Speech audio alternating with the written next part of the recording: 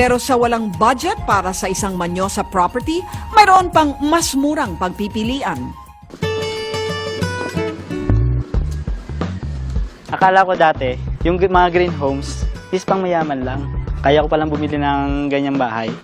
So bali dito, bala ko pong palagay yung aking sala. 4 na taon nang nagtatrabaho bilang seaman si Jaime at dito sa Villa Verde sa Santo Tomas, Batangas, napili niyang bumili ng bahay para sa kanyang mag-anak. Affordable yung monthly. So medyo nagkaroon ako ng interest. Na-attract ako dun sa lugar na malinis. Tapos po yung nature niya, medyo mahangin tsaka mapuno. Sa loob ng 30 taon, mahigit 1 milyong piso ang huhulugan ni Jaime buwan-buwan para sa kanyang 34 square meter, 2-story house. Dito naman po yung yung master bedroom. Aabot ng 75% ang matitipid sa pagbili ng bahay dito kumpara sa presyo ng isang 34 square meters na condominium sa Maynila. Bukod sa malapit sa commercial area at posibleng pagtrabahuhan, isa sa nakapag-engganyo kay Jaime ang pagkakaroon nito ng kakaibang katangian. Nung nakita ko po, maganda po yung bahay. Yung disenyo ng bahay. Solar panel po siya. Yun po yung mas kakaibang picture ng bahay. Enero ngayong taon ang pinasinayaan ng pagbubukas ng Villa Verde sa publiko. Ito ang kauna-unahang mass housing project na naglagay ng 500 watts na solar panel sa bawat unit nito. Ang pagpapatayo ng isang low-cost solar-powered community ang tugon ni Emma Imperial, presidente at CEO ng Imperial Homes, sa kakulangan sa pabahay at lumalalang climate change. I'm always going to Denmark. And Denmark is one of the cleanest city. In fact, right now, pasok na ang Denmark sa zero carbon. And nakita ko talaga yung mga daming bahay doon na puro mga solar, no? So sabi, bakit pa hindi pwede gawin to sa Pilipinas? Bagamat ilang kakilala ang humimok sa kanya na huwag ituloy ang plano, ginawa pa rin niya ito.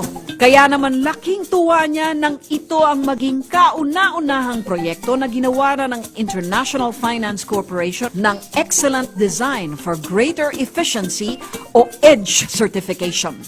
Pero hindi lang daw solar panel ang bentahe ng Villa Verde.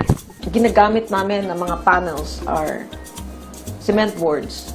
Yung dalawa palang factor na yon, pasok na ako sa grade.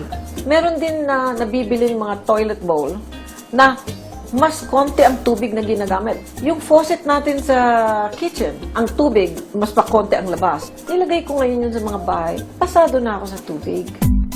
May mga bintana din sa magkabilang panig ng bahay para makapasok ang liwanag at magkaroon ng cross-ventilation ang hangin. Ngunit pinakamalaking puntos pa rin ang iginawad para sa pagkakaroon ng solar panels. Ang country natin has one of the highest electricity rate. Nararamdaman yun ng common tao, di ba? So, madali mo explain na pag ikaw pumasok sa ganitong solar-powered community, ang unang benepisyo mo, mas mababa ang electricity mo. Pero minsan, hindi pa rin nila naintindihan kung paano ba yan, ano ba yung solar.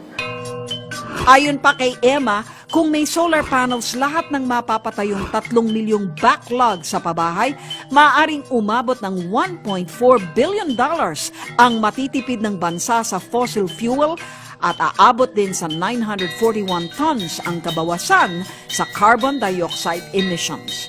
Pag 500 watts ka, etong nagagawa niya, 7 hours na electricity na libre para sa refrigerator mo, na 6 cubic meter.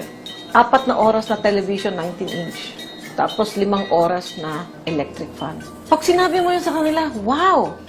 Ganun ba yung nagagawa ng solar na yan? Sa ngayon, 24 pa lang ang nagagawa sa target na 1,000 solar-powered units sa Santo Tomas na inaasahang makumpleto bago matapos ang taon.